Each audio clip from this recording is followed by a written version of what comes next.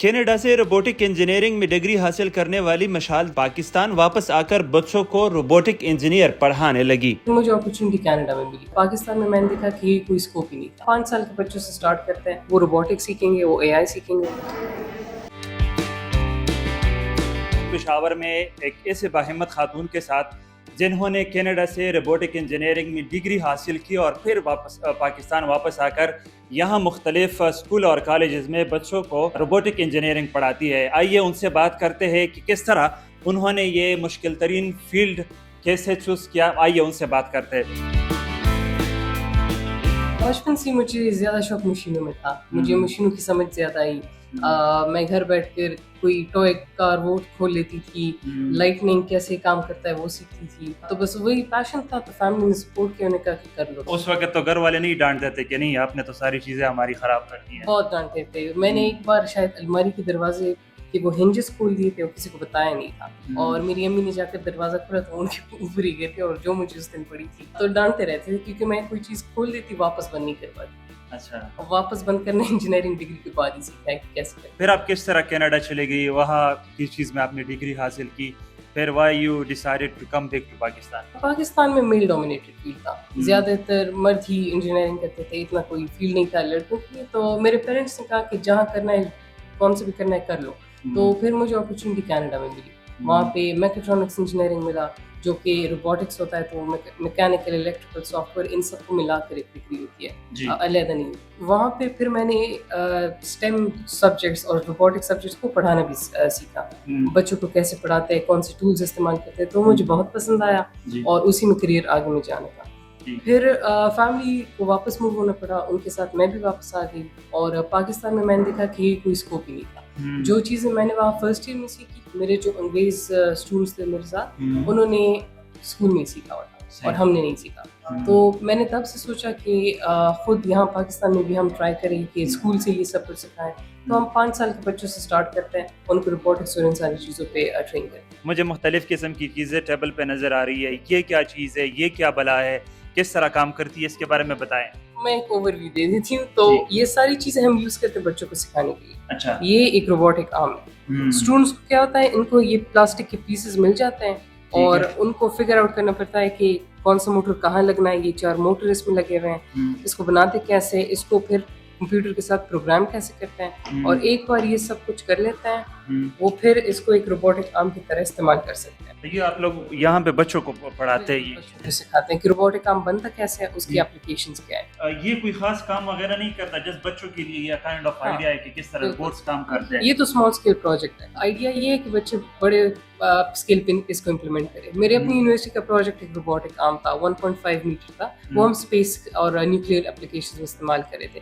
تو ان کے لیے یہ آئیڈیا کہ یار چھوٹے اسکیل پہ یہاں پہ بناؤ, سیکھو کیسے بنتا ہے, اور پھر اپنے لیے ایک بڑا ماڈل بناؤ, گھر میں یوز کرنے کے لیے یا کسی بھی انڈسٹری میں جانے کے لیے یوز کر سکتے ہو. مجھے آپ یہ بتائیں, آپ نے کوئی ایسی کوئی خاص روبوٹ یا مشین بنائی ہو جو آپ اس کو کمرشل وے پہ بھی لے کے جانا چاہتی ہو, یا اس کا کوئی عام انڈیویجول لائف میں ہم اگر دیکھیں تو اس میں جو عام زندگی کے کام ہوتے ہیں کسی میں آسانی آ جائے, اس طرح کی کوئی مشین بنائی ہے آپ نے؟ بہت سارے یہاں پہ مشینز جو پڑی ہیں, تو وہ ہم نے اسی طرح پروسیس یہی تھا کہ کسی پرابلم کو سالو کرنے کے لیے بنائے.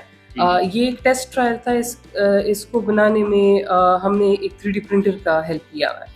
اس میں موٹرز لگتے ہیں اور سینسرز لگتے ہیں, اور یہ نیویگیٹ کر سکتا ہے. یہ ایک ڈیسک روبوٹ ہے, آپ کے ڈیسک پہ آپ کی ہیلپ کر سکتا ہے آپ کے اسکیجولنگ میں, کہ آپ کا یہ میٹنگ آ رہا ہے, ریمائنڈرز دے سکتا ہے. یہ اس قسم کا روبوٹ ہے. یہ ہم نے بنایا اس 3D پرنٹر کے ذریعے. 3D پرنٹر کرتا کیا ہے کہ آپ ایک کمپیوٹر پہ ایک ماڈل بنا لو. فار ایگزامپل اس کے میں نے الگ الگ پیسز بنائے تھے اسی روبوٹ کے, جس کا سر الگ سے پرنٹ ہوا ہے, باڈی الگ سے پرنٹ ہوئی ہے, اور اسی کو کمانڈ دے کر اس پہ پرنٹ ہو جاتا ہے.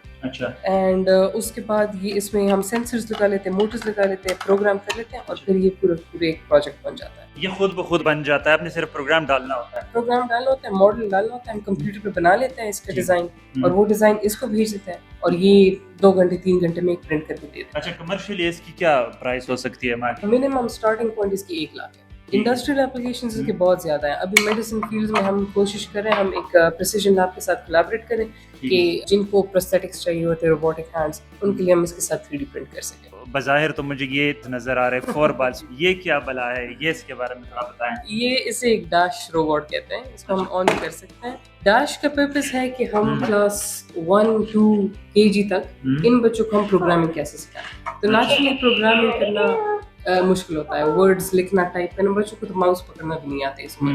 تو ہم کرتے کیا ہے کہ ہم فونز اور ٹیبلیٹس میں ایک اپلیکیشن انسٹال کر لیتے ہیں جس کے ذریعے ہم اس کو پروگرام کر سکتے ہیں. یہ موبائل سے کنٹرول ہوتا ہے. یہ موبائل سے کنٹرول ہوتا ہے. ٹھیک. اس موبائل کو ہم اس میں کوڈ سیکوینس کر لیتے ہیں. بچے سیکھتے ہیں کہ لوپ کیا ہوتا ہے, فارورڈ کیسے جاتے ہیں, پیچھے کیسے جاتے ہیں. پھر وہ پلے پریس کر کے اس میں دیکھتے ہیں کہ ان کا کوڈ کام کر رہا ہے کہ نہیں. بچے یہاں پہ سافٹ ویئر انجینئرنگ اور پروگرامنگ اس کے تھرو سیکھ لیتے ہیں. AI کا زمانہ ہے, روبوٹس کا زمانہ ہے.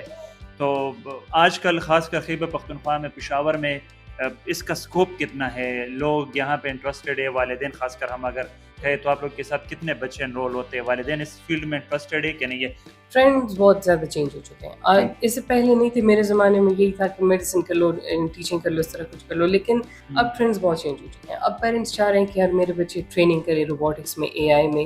ابھی تک ہم نے 1 سال ہوا ہے جو ہم آپریشنس کریں, اور 1000 سے زیادہ اسٹوڈنٹس کو ہم نے امپیکٹ کیا ہوا ہے. ہم اسکولس کے ساتھ کولیبریٹ کریں جہاں ہم اسکول میں STEM سبجیکٹ کے طور سے سکھا رہے ہیں. جس طرح آپ کا میتھس اور انگلش اور اردو ہوا, اس طرح ہم ایک STEM روبوٹکس کلاس لے رہے ہیں. تو ہر ہفتے بچے کچھ نہ کچھ سیکھ رہے ہیں. میرے پاس بھی بچے آتے ہیں, ہم سمر کیمپس کراتے ہیں, ورک شاپس کراتے ہیں, اور ان کے پیرنٹس یہی کہتے رہتے ہیں کہ کریٹیو ایکٹیویٹیز بہت کرتے ہیں, سوئمنگ یا اسپورٹس وغیرہ, لیکن ان کو روبوٹکس میں اسی عمر سے ٹریننگ ملے تو ان کا فیوچر سیکیور ہوگا. دیکھیں تو بچے ہوتے ہیں, ان کے اور بھی سبجیکٹس ہوتے ہیں, ایک ایڈیشنل کائنڈ آف سبجیکٹ ہوتا ہے. بچے اس میں انٹرسٹڈ ہوتے ہیں کہ نہیں؟ یہ تھوڑا ٹف لگتا ہے بچوں کو. ہمارے سکھانے کا طریقہ اس طرح ہے کہ وہ انٹرسٹ لیتے ہیں. ہم وہ traditional white board black board والا کام نہیں کرتے. ہم یا کمپیوٹرز استعمال کرتے ہیں جن میں گیم ڈیولپمنٹ سکھاتے ہیں, ویب ڈیولپمنٹ, یا پھر انہی کے تھرو کرتے ہیں پریکٹیکلی چیزیں. پریکٹیکلی نیچرلی اسٹوڈنٹس جو ہیں وہ انٹرسٹ زیادہ لیتے ہیں جب ہینڈز آن کچھ نہ کچھ کرنا پڑتا ہے. اور وہ ان کو ہم تھوڑی سی تھیوری اسٹارٹ میں دیتے ہیں کہ الیکٹریسٹی کیا ہوتی ہے, اس کے بعد اس کو اگر سرکٹ دے دو خود بنا لیتے ہیں. یہ مجھے بتائیں, آپ کا فیوچر پلان, آپ کے ذہن میں کوئی آئیڈیا, آپ کوئی چیز پہ کام کر رہی ہو کہ میں نے یہ روبوٹ بنانا ہے؟ ہم ایکچولی کام کر رہے ہیں. تو ہمارے لیے ہر ایک بچہ یہاں پہ ضروری ہے کہ ان کو ٹارگیٹ کریں, ان کو اسٹیم سکل سکھائیں. لیکن کچھ ایریاز اس طرح ہیں جہاں ہم جا نہیں سکتے. ہم اس کے لیے ایک اپلیکیشن بنا رہے ہیں. تو آج کل تو ہر ایک کے پاس موبائل فون ہے, اسمارٹ فون ہے. ایسا ہی ہے. ہم ایک ایپ بنا رہے ہیں جس میں آپ ڈاؤن لوڈ کرو, اور بچے کھیلیں گے تو صحیح, گیمس تو انہوں نے کھیلنی ہے. اس گیم کے تھرو وہ روبوٹکس سیکھیں گے, وہ AI سیکھیں گے, وہ 3D ماڈلنگ سیکھیں گے, اور یہ سارے اسکلس ایک ایپ کے تھرو ہی حاصل کریں گے. یہ اسکولس میں بھی امپلیمنٹ ہونے والا ہے, اور یہ انڈیویجول آپ کے فونس میں بھی آ سکتا ہے. تو اس سے ہم اپرچونیٹیز کریٹ کریں. زیادہ تر خواتین وہ باہر جا کر کام نہیں کر سکتی, تو ہم کوشش یہ کریں کہ اس ایپ کے لیے ہم ایجوکیٹرز کو انوالو کریں. خواتین اس میں سائن اپ کر سکتی ہیں, اور وہ گھر بیٹھے گیمز بنا سکتی ہیں, اپلوڈ کر سکتی ہیں اس ایپ میں, اور بچے کھیل کر سیکھ سکتے ہیں.